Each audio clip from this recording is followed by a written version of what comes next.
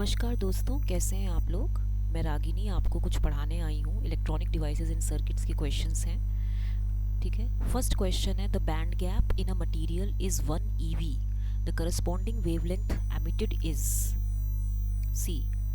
अब इसमें आप देखिए एक फॉर्मूला होता है कि F जो है आपका F is equal to C by lambda. Actually क्या है ना, ये कभी कभी ये काम करना बंद कर देता है। रुकिए, आपको फॉर्मूला तो पता होगा, जो एनर्जी ऑफ फोटोन होता है, energy of photon, okay, energy of photon with wavelength lambda वो होता है E is equal to hc by lambda joules होता है।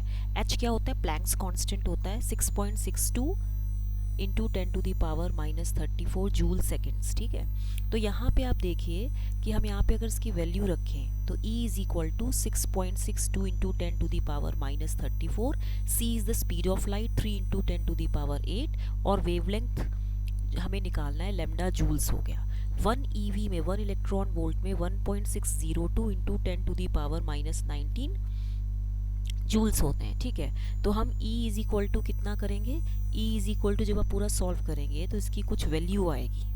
ठीक है, दैट मीन्स ये कुछ इसका फॉर्मूला होता है। After solving it you will get it as, यहाँ पे आप लेमडा की वैल्यू क्या लिख सकते हैं, 1.602 इंटू 10⁻⁻19 लेमडा। 1 EV में इतने जूल्स होते हैं ना, तो यहाँ पे आप इसको ऐसे लिखेंगे तो आपके पास E near about 12400 upon lambda electron volts होता है। तो यहाँ पे E is equal to energy 1 EV दिया, ये फॉर्मूला होता है, ये फॉर्मूला है। E एनर्जी 1 इलेक्ट्रॉन वोल्ट है तो लेमडा 12400 डिवाइडेड बाय 1 हो जाएगा। ठीक है, दैट मीन्स ये E था, तो आपकी वैल्यू 1.24 माइक्रोमीटर हो जाएगी। तो आपका आंसर क्या आएगा, 1.24 माइक्रोमीटर, राइट। नेक्स्ट क्वेश्चन है power dissipation is negligibly small in, किस में होता है, SCR, BJT, मॉसफेट या CMOS। CMOS में होता है। क्यों होता है, देखिए CMOS में क्या होता है, दो इंपॉर्टेंट कैरेक्टरिस्टिक्स होते हैं CMOS की। एक तो होती है इसकी हाई नॉइज इम्यूनिटी होती है, राइट, हाई नॉइज इम्यूनिटी होती है, एंड दूसरा लो पावर डिसिपेशन होता है। तो जब हम इसमें CMOS में क्या होता है कि एक PMOS होता है, ऐसे लगाते हैं, और एक हमने ये बड़ा होता है, और एक NMOS होता है। ठीक है, तो यहाँ पे ये ग्राउंड हो गया, ये आपका क्या हो गया, NMOS हो गया, और ये क्या हो गया आपका PMOS हो गया। फिर यहाँ पे ये VDD लगा दिया हमने। ठीक है, अब हमने इन दोनों को कनेक्ट कर दिया और यहाँ पे एक हमने कॉमन V इनपुट वोल्टेज दे दिया, तो यहाँ पे क्या हो गया, V आउटपुट हो गया। तो यहाँ पे जो CMOS uses complementary and symmetrical pair of P type and N type MOSFETs होता है। CMOS डिवाइसेस जो होते हैं ये क्या करते हैं, लेस पावर को डिसिपेट करते हैं, दे डिसिपेट लेस पावर। ये मतलब हुआ they dissipate less power than NMOS devices because CMOS dissipates power only when switching. CMOS कब पावर डिसिपेट करता है, जब वो स्विचिंग ऑपरेशन में हो। ठीक है, whereas N channel MOSFET जो होता है इट डिसिपेट्स पावर, ये कब पावर डिसिपेट करता है, whenever the transistor is on, whenever the transistor is on, because there is a current path from VDD to VSS। यहाँ पे क्या होता है, करंट पाथ होता है। तो CMOS में only one MOSFET is switched on at a time, only one MOSFET functions at a time, and there is no path from voltage source to ground। Ground तक कोई भी पाथ नहीं होता, तो current flows in a MOSFET only during switching। ठीक है, compare to N channel MOSFET the advantage of lower drawn current, lower जो drain current होती है compare to N channel MOSFET has the advantage, इसकी lower drain current होती है from the power supply, thereby causing, क्योंकि lower drain current होती है, thereby causing less power dissipation, right. Next question है which of the following is the most difficult to fabricate in IC, resistor, transistor, FET और कैपेसिटर। Capacitor को जो होता है ये IC में फैब्रिकेट करना बहुत मुश्किल होता है। क्यों, in IC fabrication it is difficult to fabricate capacitors. क्यों, because a large area, C is equal to epsilon A by D, क्योंकि लार्ज एरिया चाहिए, large area is required on the chip for a large value of capacitor. हमें अगर इसकी micro farad या मिली farad में value चाहिए तो हमें एरिया भी ज़्यादा चाहिए। लीकेज प्रॉब्लम भी होता है इसमें क्या होता है, लीकेज प्रॉब्लम भी होता है। There is a leakage problem because dielectric is present, क्योंकि इसके बीच में क्या होता है, डाइलेक्ट्रिक प्रेजेंट होता है between the plates of capacitor. और क्या होता है, जो इसका स्पीड ऑफ ऑपरेशन होता है वो रिड्यूस होता है, बिकॉज कैपेसिटर क्या है, एक एनर्जी स्टोरिंग डिवाइस है, इट स्टोर्स एनर्जी, राइट। इसमें जो कैपेसिटर होता है वो एनर्जी स्टोर करता है, एंड कॉस्ट ऑफ फैब्रिकेशन भी इसकी इंक्रीज होती है। तो एक तो इसको it requires larger area for fabricating high value of capacitors in microfarad और मिलीफराड। लीकेज प्रॉब्लम होती है क्योंकि इसमें एक डाइलेक्ट्रिक होता है between the two plates of capacitor. Speed of operation reduced होता है, and cost, speed of operation इसलिए रिड्यूस होता है क्योंकि कैपेसिटर एनर्जी स्टोरेज डिवाइस होता है। तो fabrication of semiconductor device on the IC chip is more reliable. किसी भी आईसी चिप में अगर आप सेमीकंडक्टर डिवाइस का फैब्रिकेशन करते हैं तो मोर रिलायबल होता है, because most of the semiconductor devices are made up of by silicon. क्योंकि जनरली जितने भी सेमीकंडक्टर डिवाइसेस होते हैं they are made up of silicon. तो जैसे आपका डायोड है आपका, या आपका ट्रांजिस्टर है, या आपका फेट है, या आपका मॉसफेट है, ठीक है, या आपका सीमॉस है, ठीक है। तो ये सारे हम क्या करते हैं, फैब्रिकेट कर देते हैं। Resistors can also be fabricated on ICs easily because it can be made by the semiconductor material. तो VLSI टेक्नोलॉजी हम आईसी फैब्रिकेशन में यूज़ करते हैं। और जो स्मॉल वैल्यू होती है कैपेसिटर्स की, माइक्रोफराड या मिली फराड वाले कैपेसिटर्स हम नहीं फैब्रिकेट कर सकते क्योंकि it requires large area, speed of operation reduced होती है because it is just energy storage device, leakage problem इसमें ज़्यादा होती है, एंड कॉस्ट भी ज़्यादा होती है। लेकिन हम पिको फराड वाली रेंज वाले कैपेसिटर्स को हम फैब्रिकेट कर सकते हैं, ठीक है। नेक्स्ट क्वेश्चन है, consider the following statements. The intrinsic carrier concentration of a semiconductor, does it depend on doping? Okay क्या ये डोपिंग के डिपेंड करता है? Does it increase exponentially with the decrease of the band gap of semiconductor? क्या exponentially increase करता है with decrease of band gap of semiconductor? Increase non linearly with an increase of temperature? क्या temperature के बढ़ने से भी ये increase करेगा, या increases linearly with increase of temperature? तो इसके लिए पहले तो आपको ये याद रखना होगा कि जो आपका इंट्रिंसिक कैरियर कंसंट्रेशन है, मतलब NI, it depends on the various factors. जैसे NI square is equal to NC NV, right, e to the power minus EG bye KT। तो K क्या है, बोल्ट्जमान कांस्टेंट है, एंड NC क्या है, आपका इफेक्टिव डेंसिटी ऑफ स्टेट्स है। It is effective density of states है in conduction band, right. And NV क्या है आपका, NV भी आपका इफेक्टिव डेंसिटी ऑफ स्टेट्स है इन वैलेंस बैंड, ठीक है।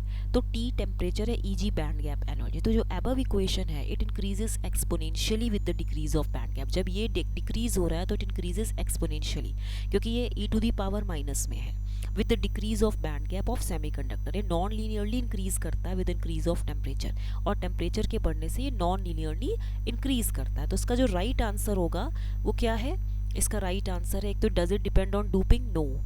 It increases exponentially with the decrease of band gap, yes, e to the power minus EG bye KT है। तो यहाँ पे डिक्रीजिंग फैक्टर है, तो इसके डिक्रीज होने से ये जो NI है ये इंक्रीज करेगा एक्सपोनेंशियल। तो ये सही है। Increase non linearly with increase of temperature, क्योंकि टेम्परेचर जो है यहाँ पे इन्वर्सली प्रोपोर्शनल है इसके, तो जो NI स्क्वायर है यहाँ पे ये नॉन लीनियरली इंक्रीज करेगा, तो ये है। Increases linearly, no. तो इसलिए सेकेंड एंड थर्ड इसमें राइट आंसर है। एक इसमें आप फोर्थ ऑप्शन भी लिख लीजिए, second and fourth. Next question है आपका fifth question. A sample of germanium is made up of P type by addition of indium at the rate of 1 indium atom for every this germanium atoms given Ni at 300 Kelvin and the number of germanium atoms per meter cube. What is the value of Np? देखिए ये extrinsic P type semiconductor है, ठीक है। ये क्या, क्योंकि इसमें हम क्या कर रहे हैं, इंडियम डाल रहे हैं, इम्प्योरिटी डाल रहे हैं, तो ये क्या है, एक्सट्रिंसिक P टाइप सेमीकंडक्टर है। They are form when a trivalent impurity is added to a pure semiconductor. इसमें हम क्या कर रहे हैं, एक trivalent impurity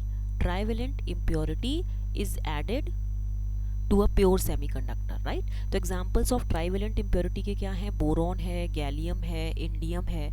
also the law of mass action क्या होता है, it is used to determine the minority carriers.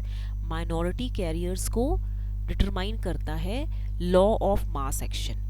Law of mass action it is used to determine the minority carriers in a doped semiconductor. So according to the law, n dot p is equal to Ni square, right? n क्या है, concentration of electrons है, p is the concentration of holes. अब आप इसमें देखिए concentration of germanium atoms, that means आप कह सकते हैं जैसे आपने बोला इंडियम कंसंट्रेशन पर जर्मेनियम आपको दिया है एटम्स, आप देखिए यहाँ पे कंसंट्रेशन ऑफ इंडियम एटम्स, यानी कि पी टाइप इम्प्योरिटी जो है आपकी, पी टाइप इम्प्योरिटी जो है, ठीक है, पर मीटर क्यूब ये क्या है हो जाएगी आपकी, क्योंकि पी यहाँ पे क्या है, एन है, इसने क्या पूछा है, what is the value of N P. तो यहाँ पे जो एन ए हो जाएगा, वहाँ पे इसने बोला है कि the number of germanium atoms per metre cube, that means ये जो कंसंट्रेशन ऑफ जर्मेनियम एटम्स आपको दिया है ना, कंसंट्रेशन ऑफ जर्मेनियम, ये तो आपको एन दिया है, ठीक है, और इधर जो है आपका एन जो होगा आपका, जो यहाँ पे एन हो जाएगा, this will be equal to Ni² upon Na। तो Ni² आपको दिया ही है। अगर आप देखें इसमें Na की वैल्यू कैसे निकलेगी, Na की वैल्यू देखिए, indium concentration of indium atoms दिया है, पी टाइप इम्प्योरिटी, ये हमें निकालना है। यहाँ पे अगर मैं मार्कर चेंज करूँ तो यहाँ पे आप देखिए कि जो इंडियम कंसंट्रेशन पर जर्मेनियम है, इंडियम, यहाँ पे एक्चुअली मार्कर में यही प्रॉब्लम है, इधर थोड़ा सा, जो इंडियम कंसंट्रेशन है पर जर्मेनियम, वो आपको कितना दिया है, 2.5 इंटू 10⁸। ये क्या, rate of one indium atom, मतलब इंडियम कंसंट्रेशन पर जर्मेनियम, ठीक है। तो यहाँ पे that means for every 2.5 into 10⁸ germanium atoms we have one doped indium atom. यही मतलब होगा ना, हमारे पास वन डूब्ड इंडियम एटम है। दैट मीन्स मैं इधर लिख भी देती हूँ कि for every 2.5 into 10⁸ germanium atoms we have one doped indium atom, हमारे पास वन डूब्ड इंडियम एटम है, ठीक है। तो कंसंट्रेशन ऑफ जर्मेनियम एटम्स कितना दिया है आपको, कंसंट्रेशन ऑफ जर्मेनियम एटम्स आपको दिया है 4.4 इंटू 10⁸ पर मीटर क्यूब।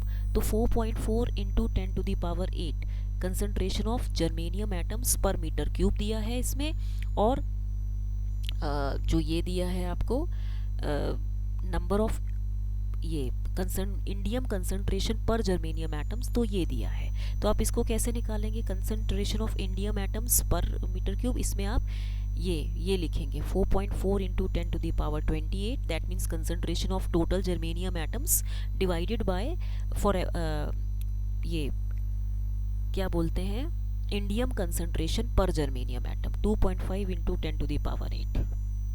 इसको जब आप पूरा सॉल्व कर देंगे तो ये 1.76 into 10⁻20 atoms per metre cube आएगा। अब आप यहाँ पे फॉर्मूला लिखिए, Np जो है कंसंट्रेशन ऑफ इलेक्ट्रॉन्स के now be obtain by applying mass action law. ये कंसंट्रेशन ऑफ इलेक्ट्रॉन्स पूछ रहा है, तो यहाँ पे Ni² अपॉन Na हो गया।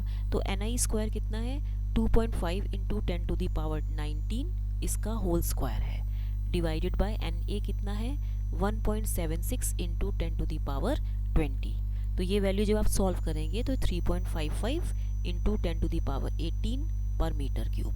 तो ये कितना हो जाएगा, फर्स्ट आंसर। तो आपको पहले क्वेश्चन समझना है कि इसने बोला है कोई जर्मेनियम का सैंपल है, it is made P type by addition of indium, it means ये एक एक्सट्रिंसिक पी टाइप सेमीकंडक्टर, क्योंकि पी टाइप की बात कर रहा है, ठीक है, at the rate of one indium atom for every 2.5 into 10⁸ germanium atoms, that means for every this germanium atom we have one doped indium atom. तो हमें उसके लिए पहले concentration of indium atoms total निकालना पड़ेगा। तो उसके लिए ये जो जर्मेनियम एटम्स का कंसंट्रेशन था डिवाइडेड बाय फॉर एवरी इतने जर्मेनियम एटम, ये निकालने के बाद फिर आप मास एक्शन लॉ लगा सकते हैं। तो मैंने अभी आपको 5 क्वेश्चंस कराए हैं, इसको अच्छे से नोट कर लीजिएगा, बहुत इंपॉर्टेंट सब्जेक्ट है ये, ठीक है। लाइक शेयर सब्सक्राइब करना मत भूलिएगा। Thank you.